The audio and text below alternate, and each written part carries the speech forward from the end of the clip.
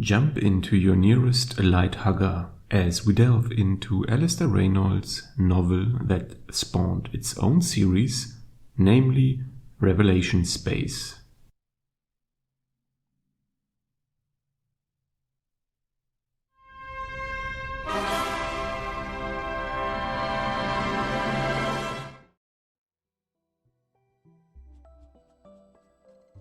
Alastair Reynolds kicked off an entire narrative universe replete with novels, short stories, and even sub-series with his book Revelation Space.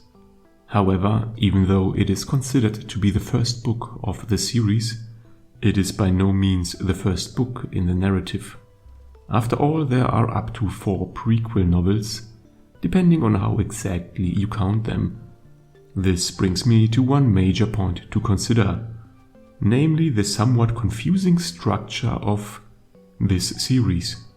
The entirety of this narrative universe is most commonly referred to as the Revelation Space series, obviously named after the first book that was published. 3 of the prequels are known as the Prefect Dreyfus Emergency, whereas the quote-unquote main books of the series are sometimes also known as the Inhibitor Trilogy, even though on Amazon, for instance, it consists of 4 entries, and in that case it is being called the Inhibitor series rather than the trilogy. Additionally, and most confusingly, the title of some novels were subsequently changed. Thus, just to be on the same page, I will refer to the list of novels included in the so-called Revelation Space series, how it is listed on Goodreads.com, and I will also use the numbering system employed there. Without further ado, let us focus on the book itself. The novel Revelation Space, 585 pages strong, was first published in the year 2000.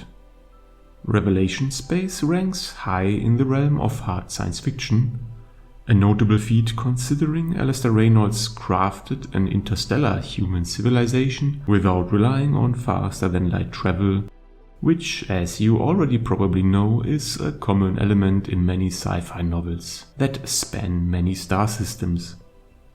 This adherence to the limitations of sublight-speed travel creates a vast, yet at the same time isolated universe where different settings are separated by light years and journeys between star systems take decades or even centuries. Reynolds' background, a PhD in astronomy and also working experience with the European Space Agency, infuses his work with authenticity. These aspects lend themselves to write the plot of Revelation Space from various different points of views, both in location as well as time, or basically different points in space-time. Thus, these elements, among others, imbue Revelation Space and its series as a whole with a distinctive and refreshing originality, which are also carried forward into most of the other books of this narrative. In addition, the amount of main and side characters in Revelation Space is somewhere in the middle of the spectrum, sporting a decent number of characters without verging into the vast number sometimes observed in other space opera novels.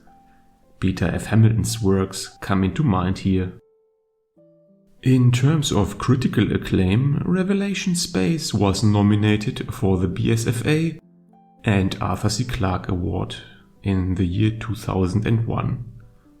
Furthermore, Revelation Space achieves a combined rating of 4 stars out of 5 based on thousands of reviews on the usual aggregator sites.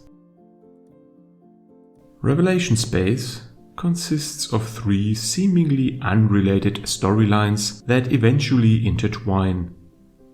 In the first, Dan Sylvest, an archaeologist in the year 2551, uses his family's fortunes to uncover the mysterious extinction of the Amarantin, an alien race who inhabited the planet Resurgam nearly 1,000,000 years ago and only left ruins for archaeologists like Sylvester to dig up. The second storyline involves Ilya Volyova aboard the lighthugger Nostalgia for Infinity, an interstellar ship frequently traveling between different settled star systems at close to, yet not exceeding, the speed of light.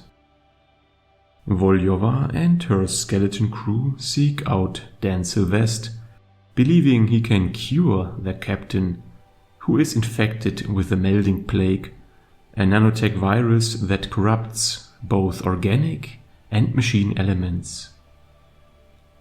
The third strand of the plot centers on Anna Kuri, an assassin on the planet Yellowstone, hired by a mysterious figure called the Mademoiselle. Kuri's mission is to kill Sylvester. The itinerary of the Nostalgia for Infinity presents itself as the perfect opportunity for Anna to fulfill her contract.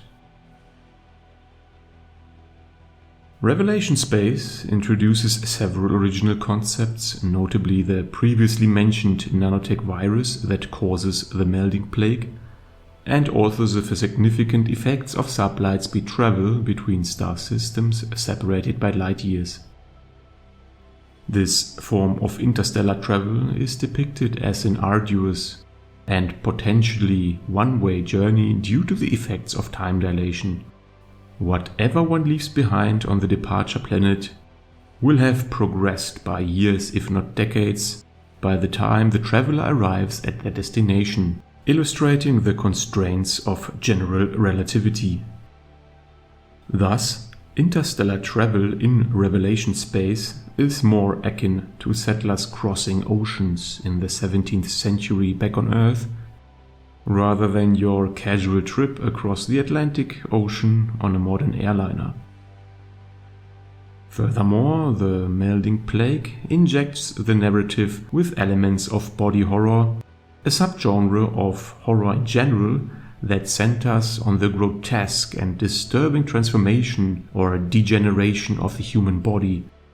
This subgenre often plays with the fears associated with physical and psychological corruption, evoking visceral discomfort through vivid depictions of bodily mutations, infestations, and mutilations. The Nostalgia for Infinity's captain is an obvious part of the narrative representing these deep-rooted fears. However, the state of decay on the ship itself, but also in the ruined settlements on Yellowstone, all reinforce this dystopian atmosphere. Moreover, the mystery surrounding the extinction of the Amaranthine civilization and the fragile state of humanity with its scattered settlements light years apart introduce elements that could be discussed and argued to be cosmicist horror. Cosmicism, as a reference point, is a literary philosophy pioneered by H.P. Lovecraft, and it underscores humanity's insignificance within an indifferent and often hostile universe. Reynolds creates a powerful unknown permeating the entire galaxy. While not all books in the series of the Revelation Space narrative focus on these horror aspects specifically, most nonetheless incorporate some horror elements in one way or the other. One criticism that can be levied against the novel is its characterization, though some characters improve in subsequent books of the series. Ilya Volyova and Anna Kuri in particular are more fully developed, standing out positively. But as mentioned, this is also taking place in other novels, and not only in Revelation Space. However, one negative example is Dan Sylvester himself, because he, as one of the protagonists, is certainly depicted in a very bland fashion and is not a very convincing main character.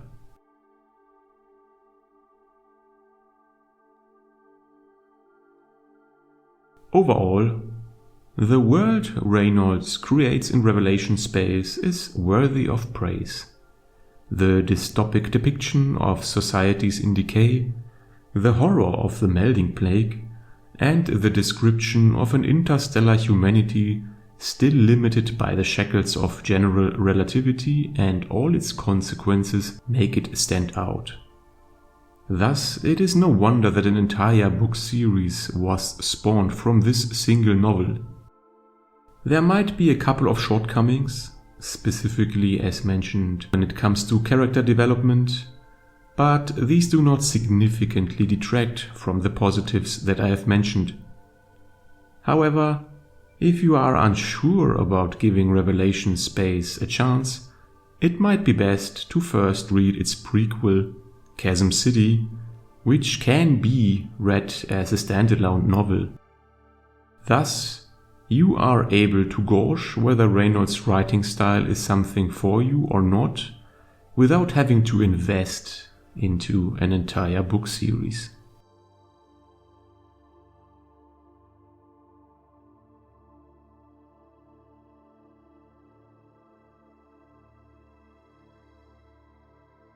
If you liked this video, you may also enjoy the other reviews and content on my channel. Feel free to leave a comment if you want to discuss the novels or if you want to suggest other books that I should review in the future. Please consider upvoting and subscribing, it is much appreciated. Thank you for watching and until next time.